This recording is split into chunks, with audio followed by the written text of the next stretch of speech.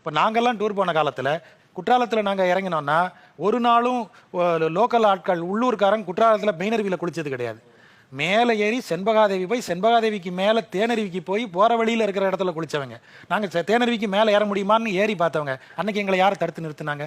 ஆனால் இன்றைக்கு நீங்கள் சிற்றருவி தாண்டி மேலே செண்பகாதேவிக்கே போக முடியாது. எதனால் இந்த தடை வந்தது? அத்தனையும் குடியினால.